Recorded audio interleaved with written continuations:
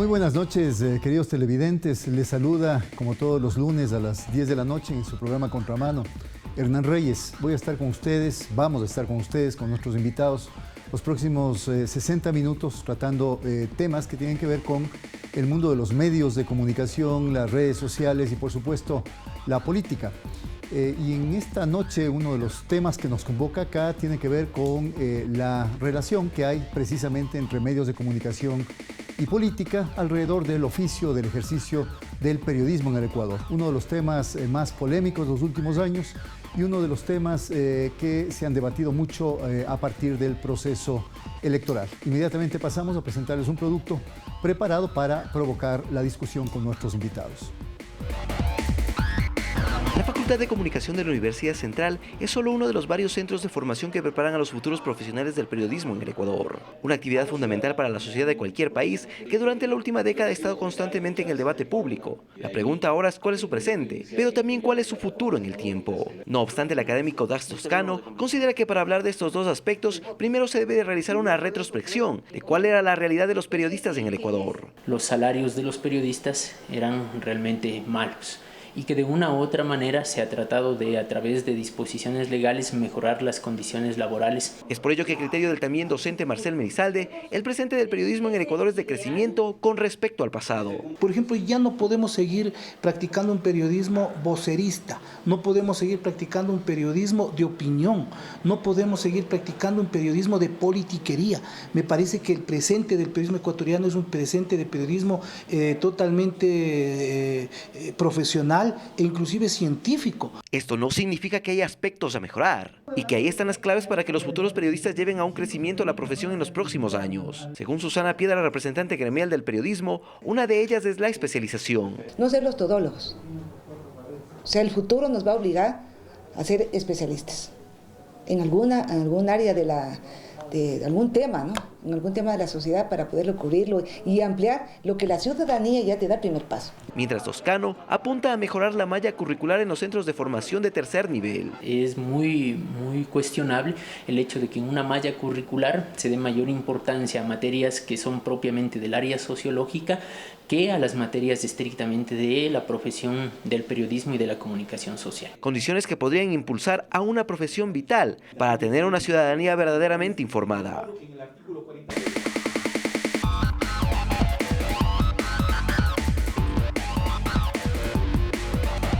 Pues bien, el presente y el futuro del periodismo va a ser el tema de conversación esta noche con nuestros invitados.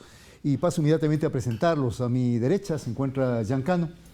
Jan es periodista, actualmente editor general de la revista Criterios de la Cámara de Comercio y también es miembro del Consejo Superior de Fundamedios. Gracias por aceptar la invitación, Jan. A mi izquierda nos acompaña Fernando Salme, un periodista sobre todo televisivo, ha sido catedrático universitario, ha hecho investigación periodística y ha trabajado en varios medios de alcance nacional de la televisión ecuatoriana. Con Jan y con Fernando inmediatamente pasamos a abordar el tema que estaba propuesto en el producto que presentamos. Jan, se habla del presente y del futuro del periodismo. ¿Cuál es ese presente del periodismo en el Ecuador? ¿Cómo poder caracterizar el escenario que actualmente tienen los periodistas en este país? Bueno, es un escenario penoso porque desde la política de este gobierno que está saliendo, pues se ha construido imaginarios políticos primero para denostar un buen periodismo. El Ecuador sí tenía buen periodismo, lo habían hecho en todos los formatos, radio, prensa y televisión. Sin embargo, pues desde la aprobación de la Ley de Comunicación, que obviamente está en contra de instrumentos internacionales, desde su propia concepción, pues eso ha limitado mucho el ejercicio. Ahora vivimos una época donde hay mucha opinión, ¿no? Mucho análisis, y obviamente hay análisis que sí no cumplen con algunos estándares ahora, porque se cree también que en las redes sociales, en el internet, en la web, en las páginas digitales, pues uno puede hacer lo que quiera y eso no es cierto. Hay ejemplos de buen periodismo en redes sociales también, Jekyll City, Plan B, Y hay otros más, ¿no? que pues han sabido rescatar eso, ¿no? Han sabido rescatar el buen periodismo que no puede hacerse en los grandes medios por las limitaciones que hay en la ley. ¿Cuál es el contexto de ahora? Bueno, estamos a días, a un par de días de que cambie el gobierno, y es importante lo que ha dicho el presidente Lenín Moreno. Él ha dicho, cambiaremos la aplicación y, si es necesario, la ley orgánica de comunicación.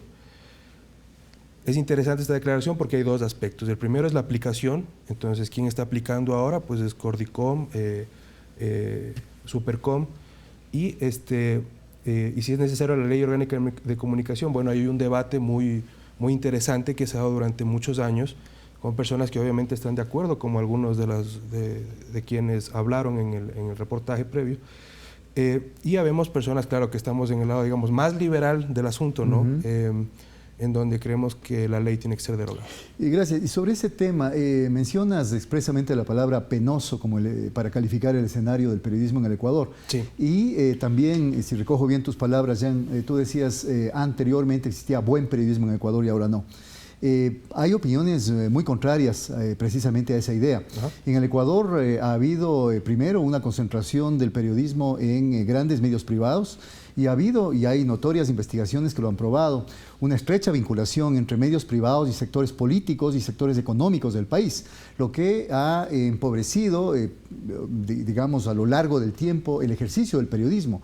Ahora existían, mejor dicho, antes existían ciertas vacas sagradas, algunas de las cuales ya ni siquiera están en el campo periodístico y al parecer nadie les está extrañando. ¿No será demasiado pesimista esta mirada con respecto al escenario actual? ¿No existen temas importantes también, problemáticas que se han plasmado a través del periodismo y que antes ni siquiera se las tomaba en cuenta? El periodismo en Ecuador ha tenido un camino y ha ido mejorando previo a la ley de comunicación. Y ha sido un trabajo arduo de gente que ha traído modelos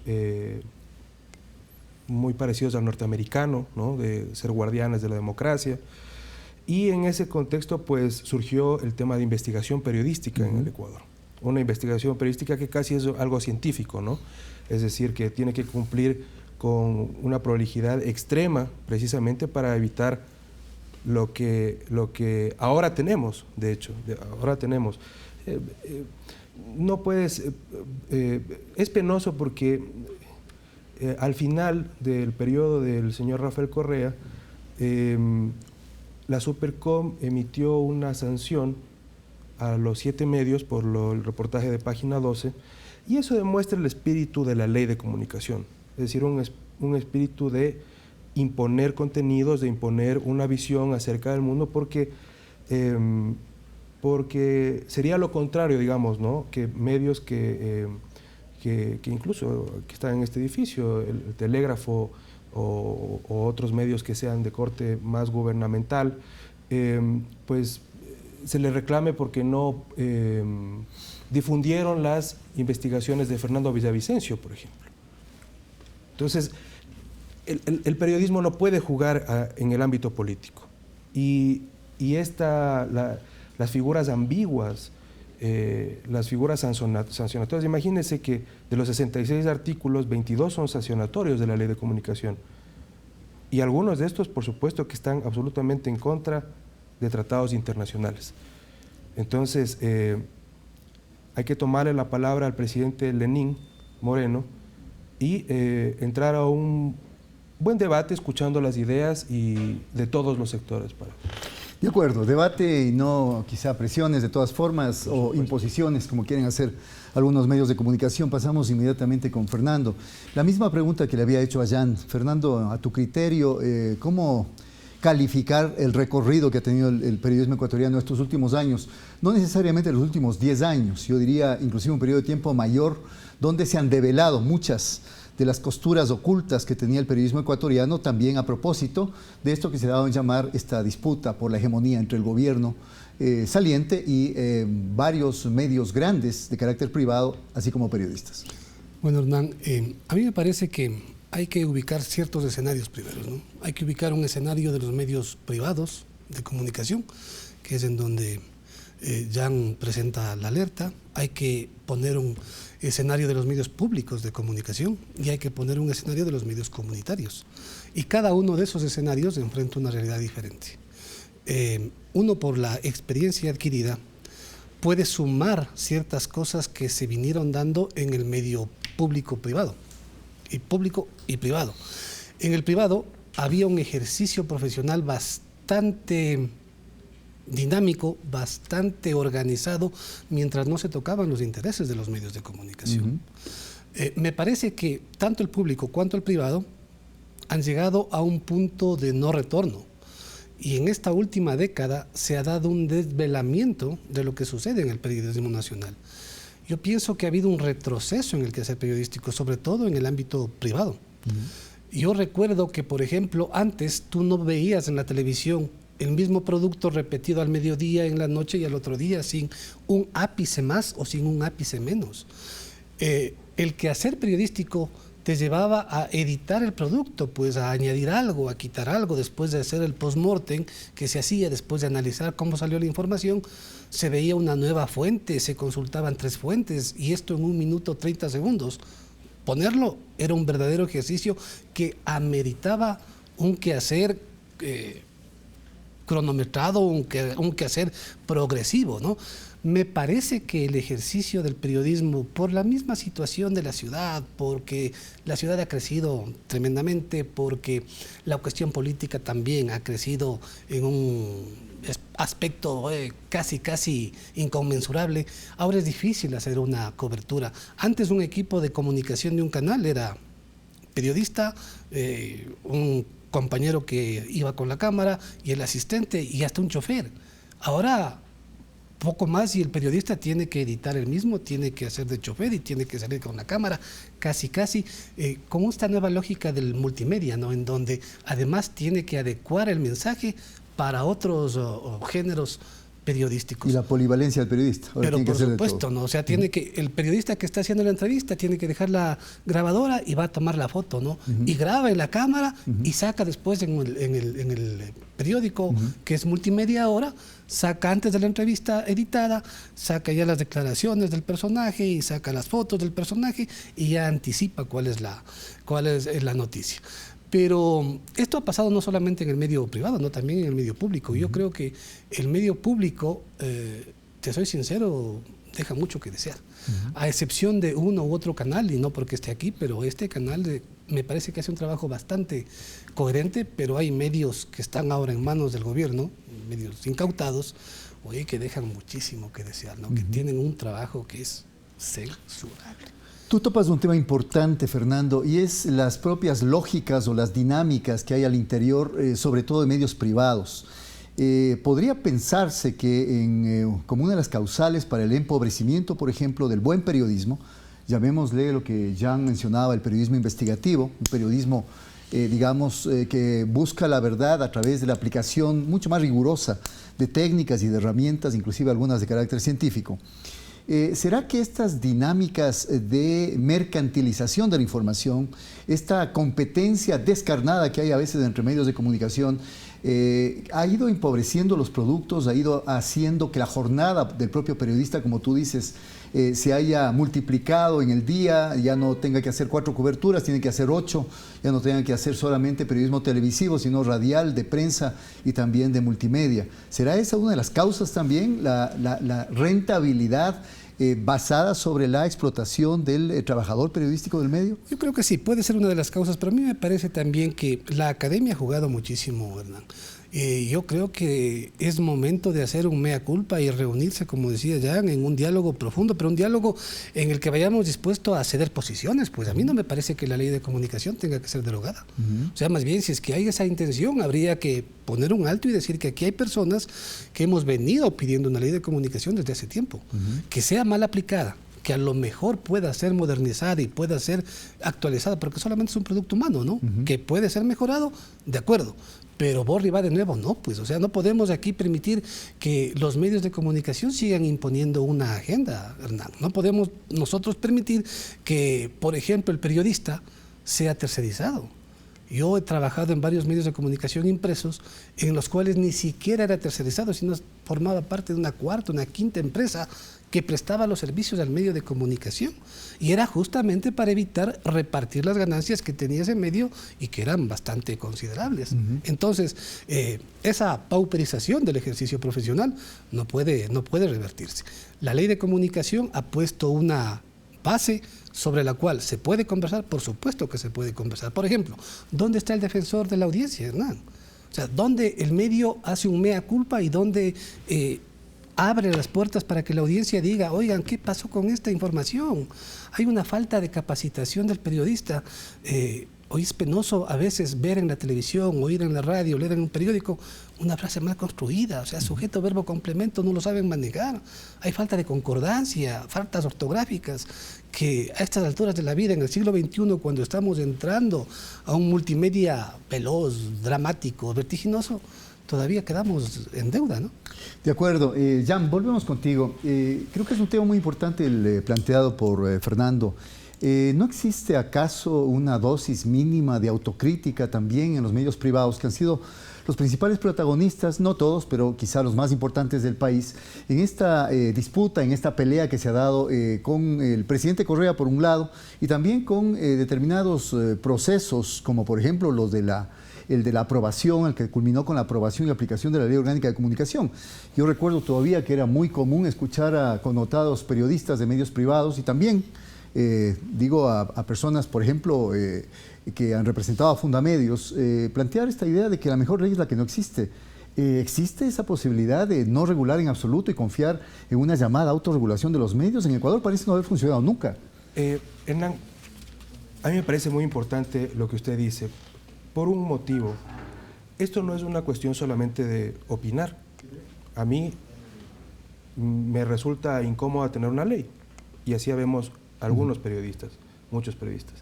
Pero hay que hablar, yo creo que en base a la legislación, a la jurisprudencia. Entonces, yo por eso es que el día de hoy he traído, que creo que es la primera vez que se va a hacer público una cosa de esta, es la sentencia de un juicio que duró 5 años entre Diario El Comercio y el ex juez Olmedo Bermúdez, que fue acusado de corrupción.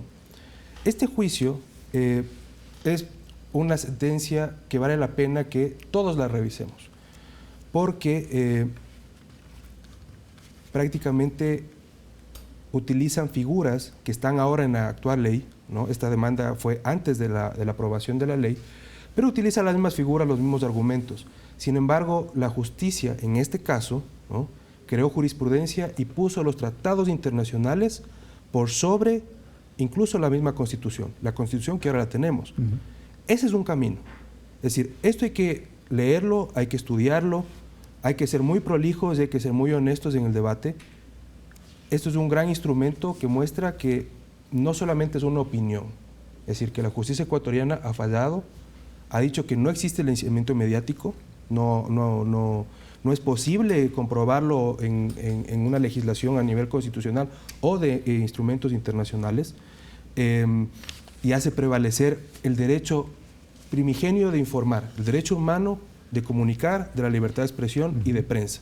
Entonces, estos son instrumentos que valen la pena para el debate, que vale la pena traerlos a colación y ahora aprovechando el momento político.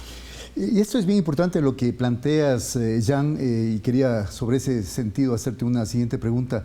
¿No será acaso que ciertos tratados internacionales, el propio Pacto de San José, deben ser ya revisados, deben ser actualizados? Hay una amplísima diferencia en términos jurídicos y en términos políticos en la comprensión de lo que significa la libertad de expresión desde la mirada liberal y de lo que significan nuevas miradas alternativas mucho más amplias y mucho más, yo diría, abarcativas sobre lo que son los derechos de información y comunicación, como por ejemplo lo ha planteado quien fue candidato a presidir la Relatoría de la Libertad de Expresión de la Comisión Interamericana de Derechos Humanos, el propio doctor Damián Loretti, argentino, en varias de sus publicaciones. Él dice efectivamente que ya estamos desfasados, que hay algunos principios y hay algunos derechos liberales, llamémoslo así, que de hecho hay que mantenerlos y hay que continuarlos. Pero hay otros cuya comprensión, precisamente por esta suerte de maridaje entre ciertas instancias internacionales que defienden la libertad de expresión y grupos poderosísimos de propietarios de medios, y me voy a plantear el ejemplo por ejemplo, de la Sociedad Interamericana de Prensa, han planteado que no sea reversible esta mirada tradicional, como la llama Loretti, de la libertad de expresión, que finalmente apunta a atacar siempre las instancias de regulación y atacar el Estado. Me parece que el debate tiene que contener todos estos elementos. Es decir, obviamente son citas textuales, son personajes que han conversado, pero lamentablemente en el más alto nivel del poder, ¿no? Y ahora me voy a referir al presidente saliente Rafael Correa, el día sábado, que fue su último enlace ciudadano, él comparó la comunicación, al ser un servicio público, con la energía eléctrica.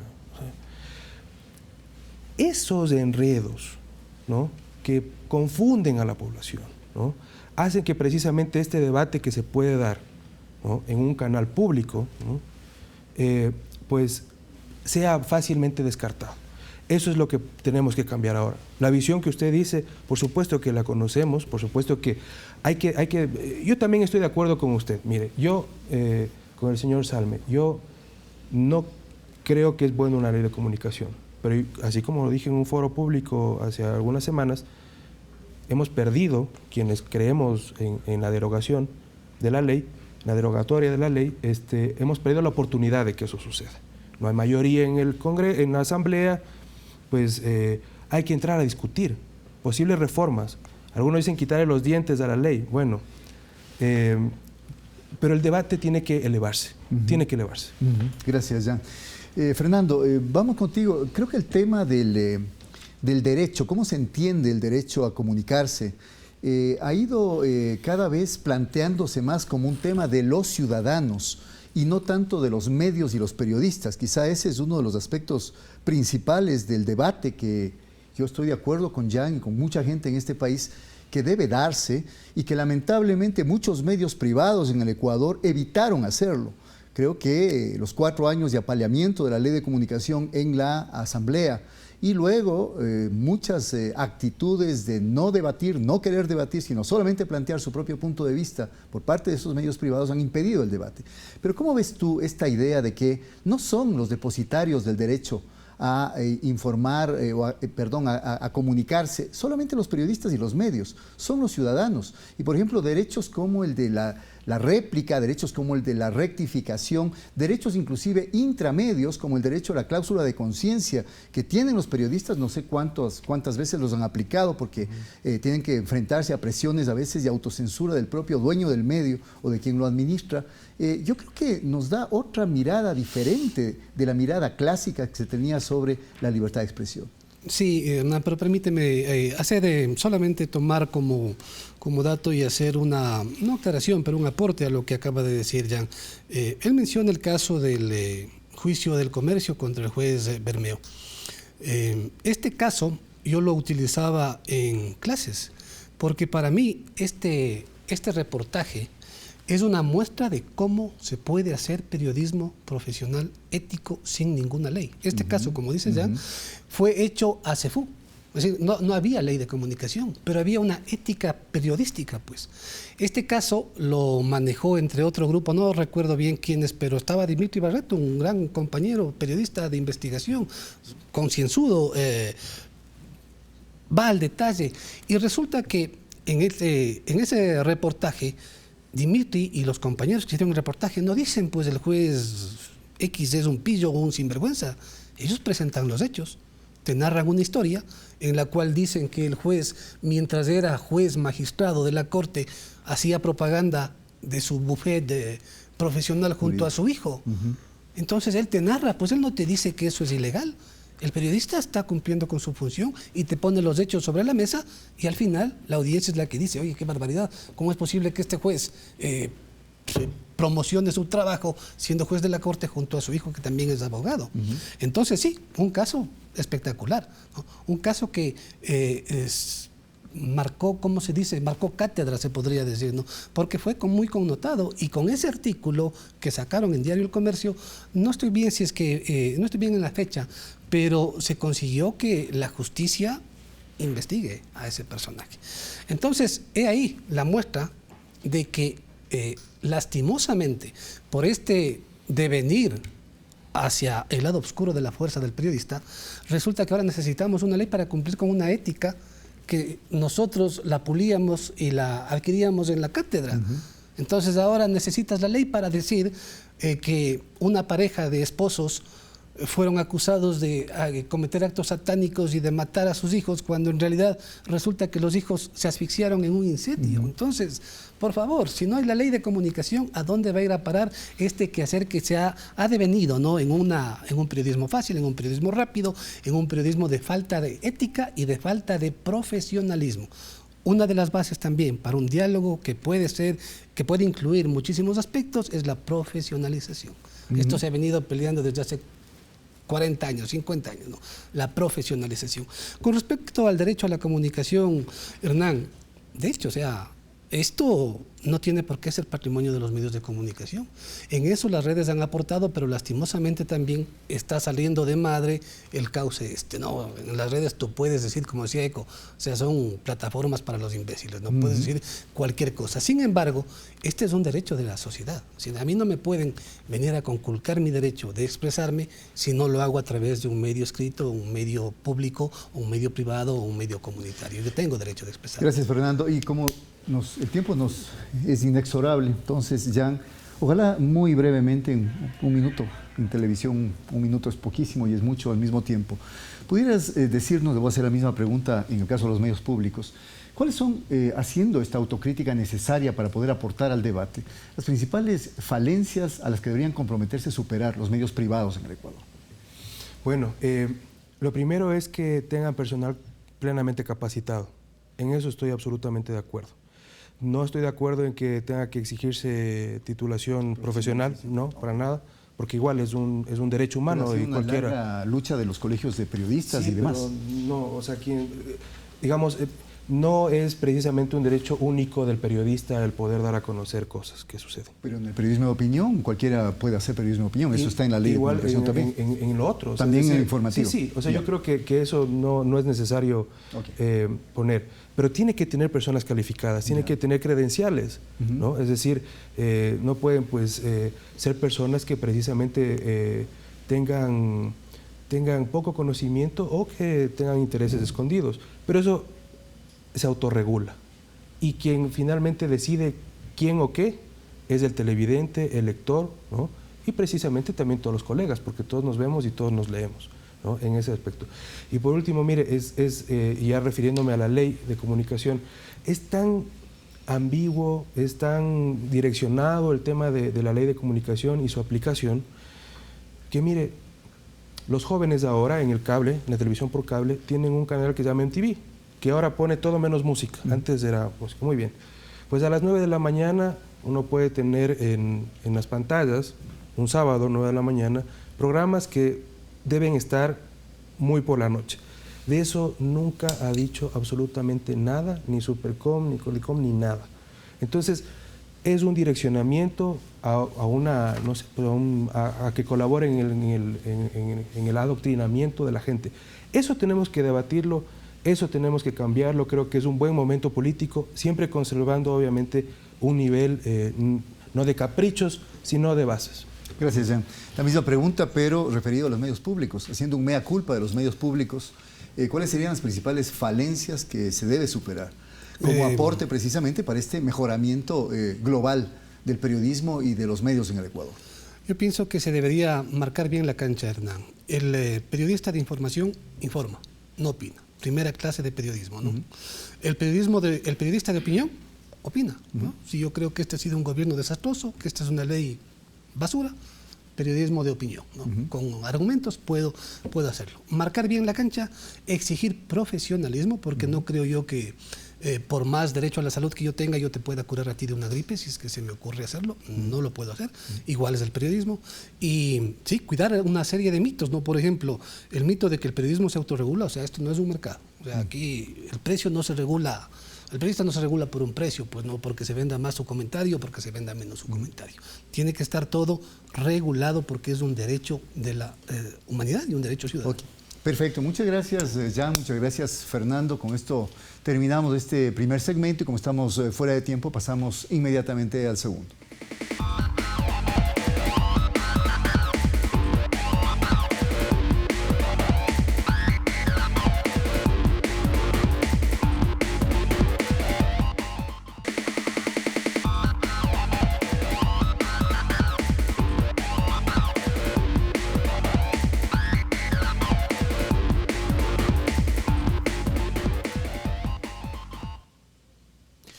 Bien, volvemos con ustedes, queridos televidentes, a la segunda parte de este programa A Contramano, donde vamos a abordar un tema que es importante, lo hemos tratado en programas anteriores, pero le debemos mayor profundidad y análisis. Y precisamente es el tema de los medios comunitarios y de los medios públicos, el eslabón más débil dentro del escenario mediático ecuatoriano, y queremos con nuestros invitados trabajarlo a continuación. Para ello vamos a presentarles un producto que hemos elaborado precisamente para provocar la posterior discusión.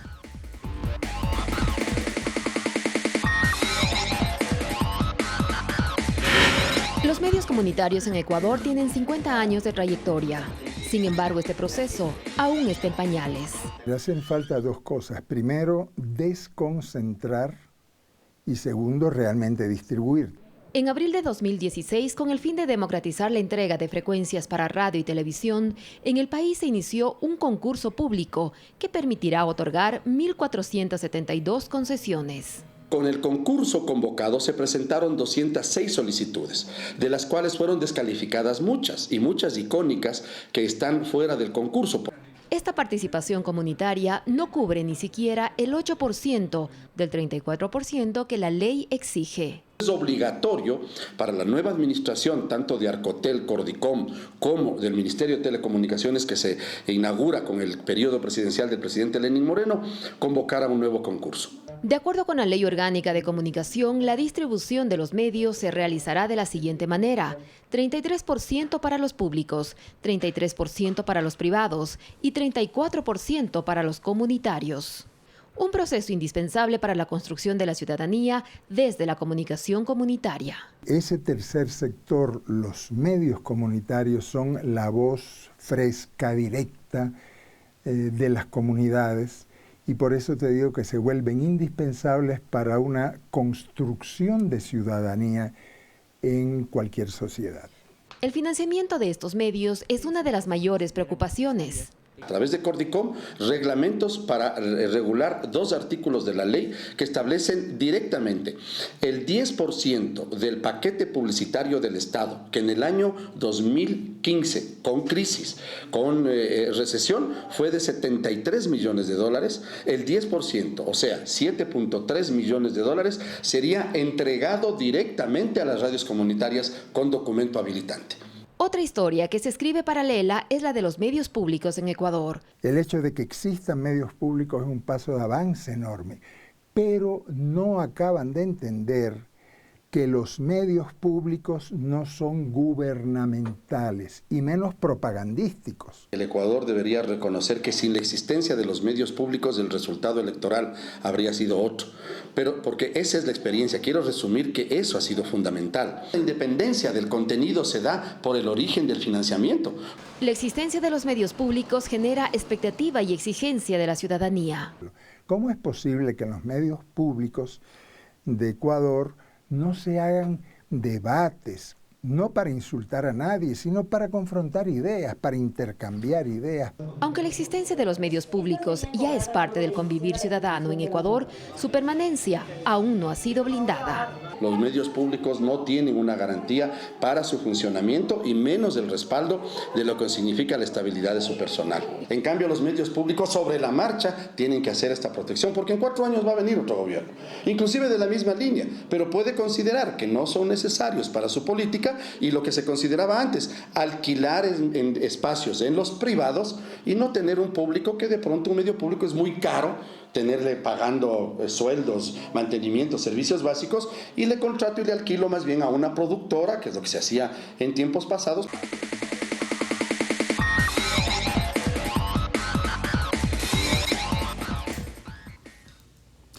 Pasamos inmediatamente a analizar este tema con nuestros invitados. A mi derecha se encuentra Washington Yepes, periodista de vieja trayectoria, de larga data en los medios de comunicación privados y ahora en un medio público. Es director general de Radio Pichincha Universal. A mi izquierda nos acompaña Ana María Costa, ella es comunicadora y preside el Churo Comunicación que es un espacio precisamente para hacer comunicación comunitaria y desde las organizaciones sociales y populares. Con Washington y Ana María vamos precisamente a trabajar este tema y quería plantear una primera inquietud, Washington. La redistribución equitativa de frecuencias para muchos es la columna vertebral propiamente dicha de la Ley Orgánica de Comunicación, aquello que iba a permitir no solamente corregir injusticias históricas, sino proyectarnos hacia el futuro con un escenario mediático diferente donde se escuchen otras voces, haya otras imágenes y presencias mucho más diversas y con mucha mayor calidad, digamos, en la comunicación ecuatoriana. ¿Cómo ves tú que ha sido todo este proceso desde que se aprobó la Ley Orgánica de Comunicación para poder efectuar precisamente la redistribución de frecuencias? Muchas gracias, Hernán. Bueno, yo considero que ha sido un proceso bastante lento. Lento. Muy lento y que requiere que se le aplique el acelerador.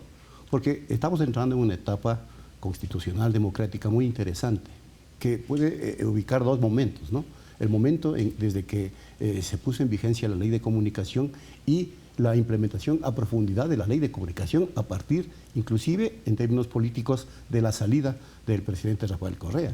Porque aquí no es que, porque se cambie el presidente Rafael Correa, debe cambiarse la ley. Yo opino que debe fortalecerse esa ley y corregirse para profundizarse en términos de una aplicación más acelerada de esos principios fundamentales que contiene esa ley de comunicación. Porque la lucha para conseguir una redistribución del espectro radioeléctrico ha sido aquí muy larga. Ha costado sangre, sudor y lágrimas. Y lo digo muy categóricamente. Quienes tenemos años de experiencia en el quehacer comunicacional, lo sabemos, así como tú, Hernán, que lograr que democráticamente podamos expresarnos a través de cualquier medio de comunicación antaño era sumamente complejo, era sumamente peligroso.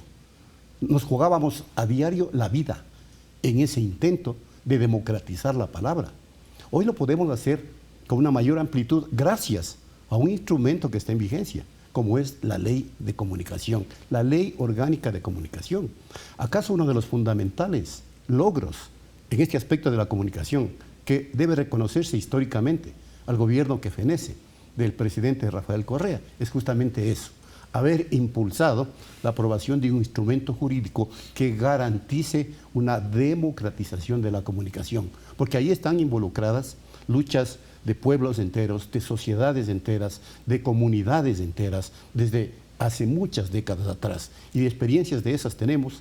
Antes, ustedes deben recordar, señores televidentes, se clausuraba radios, antes se detenía a periodistas o se mandaba a atentar contra su seguridad, contra su vida, antes se tiraban bombas a los medios de comunicación y sin embargo se rezaba que, entre comillas, existía una libertad de expresión, que ahora evidentemente se la puede identificar y diferenciar entre lo que ha sido siempre una libertad de empresa, de una empresa que tiene en defensa de su principal quehacer el negocio, la propiedad, y lo que ahora tenemos la posibilidad de hacer como una comunicación mucho más amplia, democrática y pluralista.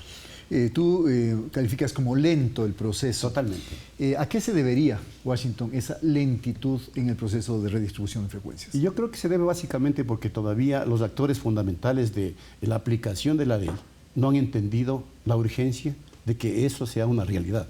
No entienden la urgencia. Incluso no se ubican en el momento histórico fundamental que vive no solo el Ecuador, sino que vive Latinoamérica y el mundo. Y entonces, sin entender ese contexto conceptualmente y sin entenderlo prácticamente, evidente, no han dado los pasos necesarios para implementar y consolidar una red real, en este caso, de medios públicos que vayan a defender justamente eso por lo cual hemos luchado durante muchísimos años, que es la posibilidad de que todos, sin excepción, tengamos la posibilidad de expresarnos. Gracias, Washington. Ana María, el Churo ha sido un espacio de lucha permanente para poder promocionar, promover, fortalecer la comunicación comunitaria en Ecuador, en un escenario que, como ya lo dijo Washington, ha estado marcado precisamente por las componendas en gobiernos anteriores entre los propietarios de medios privados fundamentalmente y autoridades de telecomunicaciones para cerrarle el paso a la presencia de medios comunitarios en Ecuador. ¿Cómo evalúas tú el proceso que se ha dado estos últimos años, ya que estamos en etapa de evaluación, digamos, de este último periodo? Bueno, para los medios comunitarios la ley de comunicación fue una oportunidad para poder plantear puntos que impliquen la desconcentración y la visibilización de un sector que había sido desplazado de esta posibilidad de exigir el derecho a la comunicación. Entonces había limitaciones de cobertura, limitaciones de publicidad, limitaciones de acceder a las frecuencias en procesos que no sean por favores políticos o por favores económicos. Entonces, en la ley de comunicación se establecen mecanismos para que los medios comunitarios puedan acceder a esas frecuencias, puedan tener un porcentaje de ese espectro que les había sido negado, y eso es positivo. Durante el tiempo de la aprobación de la ley de comunicación hasta ahora se demoró muchísimo. Las instituciones públicas del sistema de comunicación, Cordicó, Marcotel, en aplicar esa ley y en dar la posibilidad de que eso se cumpla, digamos, porque el enunciado del 34% fue una apuesta de las organizaciones, no solo en Ecuador, sino en América Latina, de exigir un porcentaje equitativo de distribución de frecuencias. Argentina, pero hasta Uruguay que tienen Argentina, Uruguay, Bolivia. Y Bolivia también, así es. Venezuela también, que permitía eso, pero para hacer ejecución no solo bastaba con la ley, se necesitaban instituciones públicas que hagan políticas adecuadas, y se demoraron muchísimo en hacerlo, con lo que la ley sirvió más para aplicarse con mucha eficiencia el tema de las medidas sancionadoras y de control de contenidos, y las medidas de distribución se quedaron como rezagadas en el tiempo y en aplicación y en la prioridad de la agenda política de las instituciones. Entonces, el concurso de frecuencias se da recién el anterior año, cuando ya se estaba acabando un periodo, cuando estábamos entrando en periodo de elecciones, y eso lo manchó un poco de esta dinámica política coyuntural que no permitió incluso construir el escenario previo para que sean más las organizaciones que puedan participar. Entonces, lo que tenemos ahora es de que con la ley no solo bastaba, o sea, no basta solo con que esté en la Constitución, no basta con que esté en la ley de comunicación el 34%, que haya artículos específicamente en el que se plantea la desconcentración. Si una autoridad que tenía que plantear políticas de desconcentración aplicando las medidas, por ejemplo, de la auditoría de frecuencias, que era mirar las frecuencias que habían sido obtenidas de forma ilegal y plantear una redistribución, no lo hizo a tiempo y no lo hizo tampoco. Entonces, muchas de las frecuencias que salieron a concurso, había frecuencias que tienen problemas de ilegalidad, que podían haber sido planteadas para los medios comunitarios, y otras que no, pero las frecuencias se abrieron para todas, y lo que nosotros vemos es de que en esas políticas de aplicación los medios comunitarios no fueron la prioridad. Yo no les pondría al mismo nivel que en prioridades políticas a los públicos, porque yo sí pienso que los públicos tuvieron una prioridad en este periodo de 10 años, desde el inicio del gobierno, que los fueron fortaleciendo, sobre todo. Y ahí yo sí quiero plantear una cosa, una diferenciación. Cuando hablamos de medios comunitarios no estamos hablando de medios en una esfera cerrada, al igual que tampoco cuando se habla de medios públicos es una esfera cerrada, porque las políticas para medios públicos, como son justo por petición de los gobiernos que los solicitan, ha sido muy distinta también de prioridades para gobiernos públicos que dependen del gobierno central, o para gobiernos o para medios públicos que dependen de las autoridades o de los gobiernos autónomos descentralizados, por ejemplo. Al igual los medios comunitarios, no es lo mismo un medio comunitario de una organización social, de una organización indígena, de una organización juvenil, de una organización de jóvenes, que un medio comunitario de una iglesia evangélica. Hay muchas diferencias en la forma en la que se administran las frecuencias, los contenidos, la propuesta comunitaria, la propia finalidad. E incluso eso hace que se tenga que pensar distintas políticas para los medios comunitarios, porque no somos una esfera cerrada. Y a veces las visiones legalistas de los medios comunitarios, que definen solamente desde la visión como de nacimiento, casi que como el tema de la naturalización del sexo, casi, que es como son comunitarios porque tienen fundaciones o son organizaciones sin fines de lucro. Y dentro de esa definición legalista puede entrar una organización que está solicitando una frecuencia, por ejemplo, en una comunidad campesina, una sola frecuencia comunitaria local.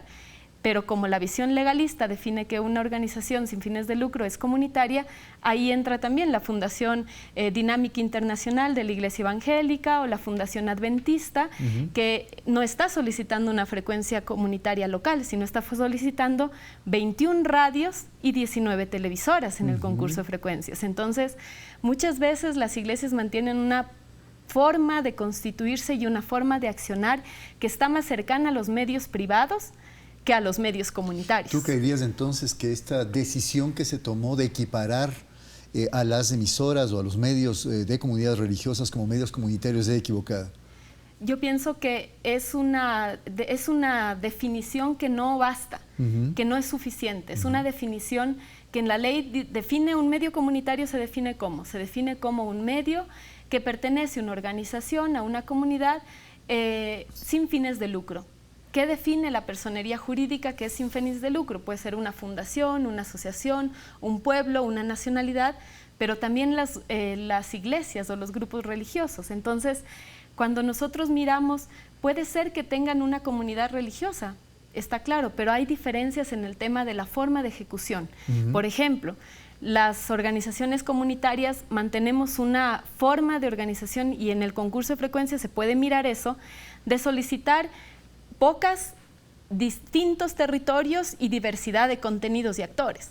En cambio, las iglesias mantienen una forma de solicitud, incluso de participación en el concurso, en el que son menos peticionarios, más frecuencias. Si nosotros ahorita, el Churo, estamos redactando un análisis sobre la participación de los medios comunitarios y hacemos esta diferenciación. No es lo mismo, ¿por qué? Porque son distintas las dinámicas. Y cuando se planteó en la ley esa definición concreta, esa definición debía ser tal vez reglamentada, tal vez aclarada, en función de que no basta este tema de la definición legal, sino se tiene que mirar un tema de cuál es la forma de trabajo de esa organización que está solicitando una frecuencia o dice tener un medio comunitario con su comunidad y con el tema de la propiedad también. Y vamos a tratar este tema, a profundizar este tema del análisis que ustedes han hecho más adelante, porque es un tema muy importante. Vamos con Washington. Acaba de mencionar Ana María que a su criterio se ha dado prioridad a los medios públicos como política estatal, digamos, de promoción por sobre los medios comunitarios. Sin embargo, también al mismo tiempo se dice que falta mucho por avanzar en el caso de los medios públicos y que estos también conllevan una serie de problemas en su operación y en cumplir la misión para la que estarían destinados. Lo que se ha hecho en esta última etapa, en estos últimos 10 años, es ponerles en evidencia a los medios públicos, en alguna medida. Porque antes un medio público prácticamente existía en figura, pero no existía en términos de ser un protagonista del quehacer comunicacional. Un medio público era considerado una suerte de apéndice de un determinado régimen y punto. O de una institución. O de una institución. Ahora, el medio público ha tomado un mayor protagonismo y evidentemente ya se ha constituido una suerte de contrapeso ante lo que es una arremetida de cualquier cantidad de medios privados. Un medio público tiene que competir a diario con cualquier cantidad de propuestas privadas que son negocios muy claramente identificados y establecidos, que lo que pretenden es justamente hacer un buen negocio a diario. Pero este es un problema, Washington. ¿Debe competir? Una pregunta que se ha hecho constantemente. ¿Deben competir los medios públicos a través de sus contenidos o programación con los medios privados? ¿O por su finalidad no deberían competir y más bien ofrecer al televidente programación y contenidos alternativos? Estamos ahí en una disyuntiva. El medio público tiene que ser alternativo definitivamente. Pero para lograr ser alternativo requiere ¿de qué? De una posibilidad de autosostenimiento y de sustentabilidad.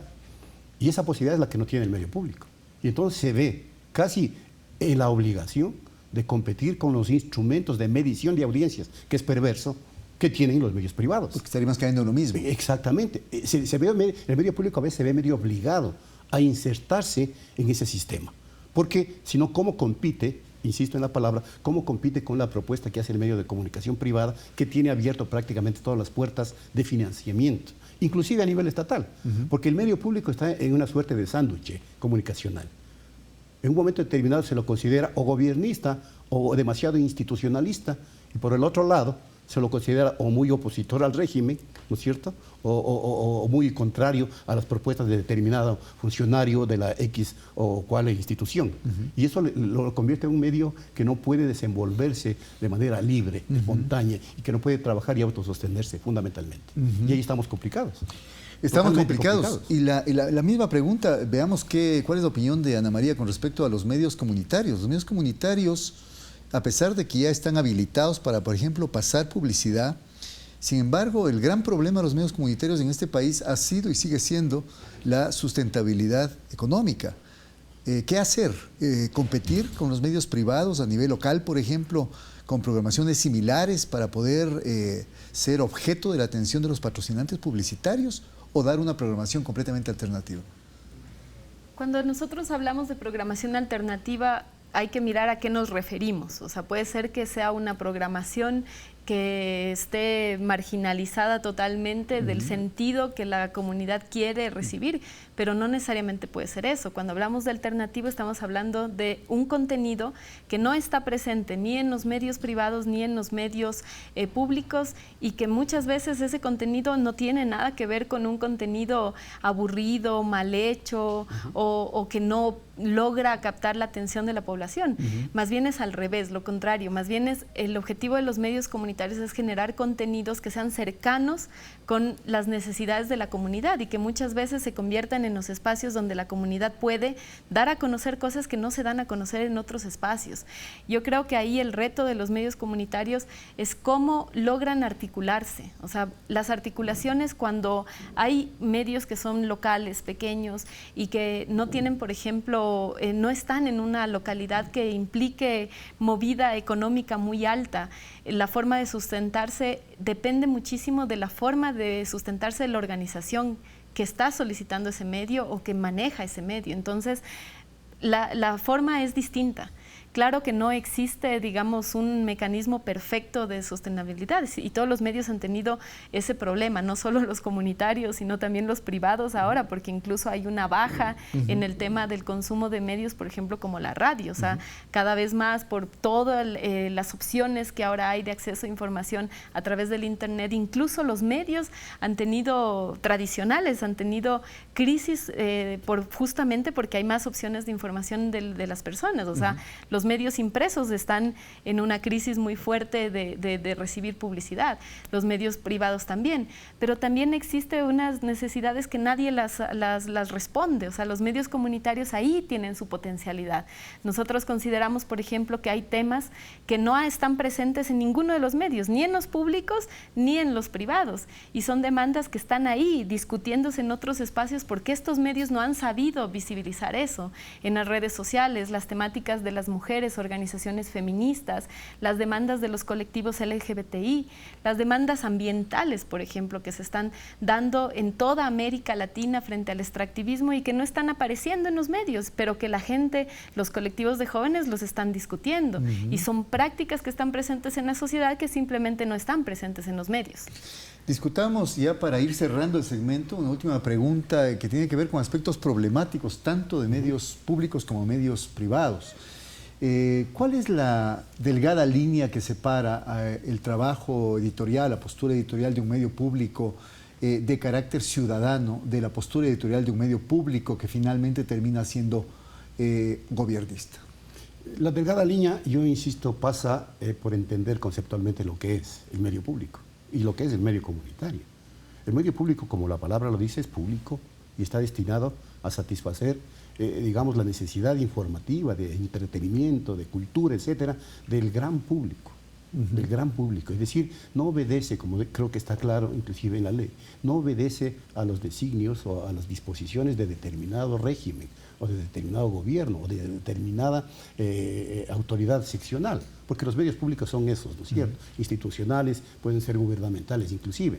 Entonces, cuando se identifica claramente cuál es el rol del medio público, se puede entender también cuál es el papel a jugar.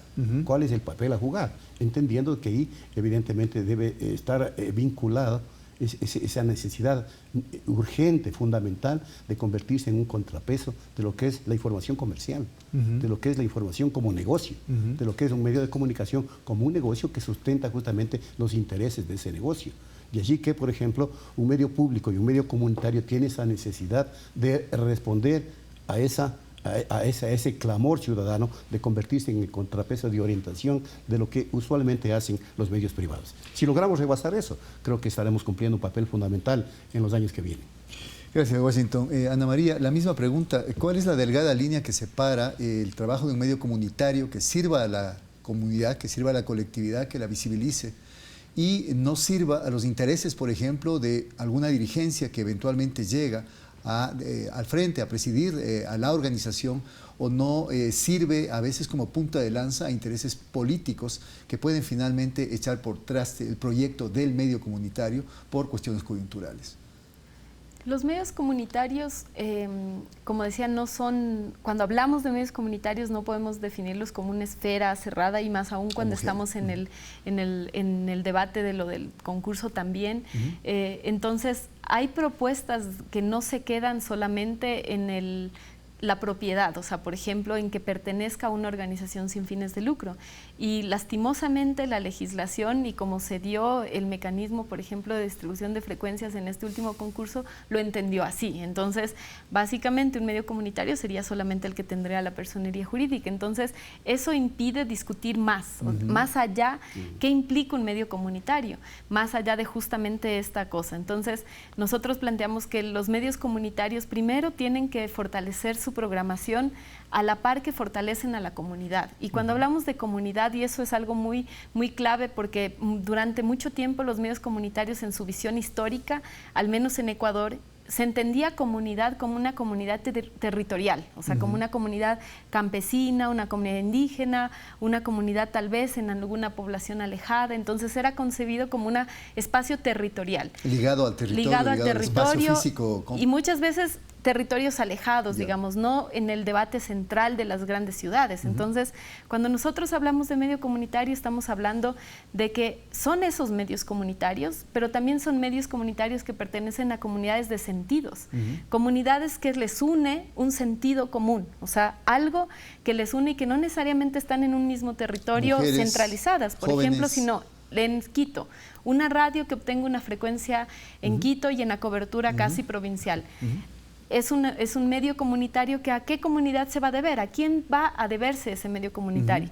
Pues a las organizaciones de mujeres, a las organizaciones barriales, a las organizaciones ambientales, culturales, de jóvenes que están ahí construyendo música y que no hay una radio que pase esa música que los jóvenes están haciendo. Entonces, hay distintas necesidades que se pueden resignificar en lo que implica un medio comunitario, entendiendo como una comunidad distinta y diversa. Entonces, cuando hablamos del sentido de los medios comunitarios, si es que pertenece a una organización indígena, entonces se debe construir con la comunidad indígena. Y que esa comunidad y esa asamblea, al igual que en la urbanidad, sea quien maneje la programación, quien esté presente en la programación, más allá de las dirigencias o los liderazgos particulares que muchas veces recaen en unas cuestiones muy reducidas. De acuerdo, eso sería entonces la propuesta para poder cumplir la misión propiamente dicha de medios comunitarios. El tiempo nos alcanzó otra vez de manera inexorable, llegamos al fin del programa. Queremos agradecer a la audiencia nuevamente la atención a estas interesantes discusiones sobre medios, sobre política, que yo creo que son claves ahora que estamos por arrancar un nuevo gobierno en el Ecuador. Les saluda Hernán Reyes, estaremos el próximo lunes a las 22 horas por este mismo canal. Muchas gracias.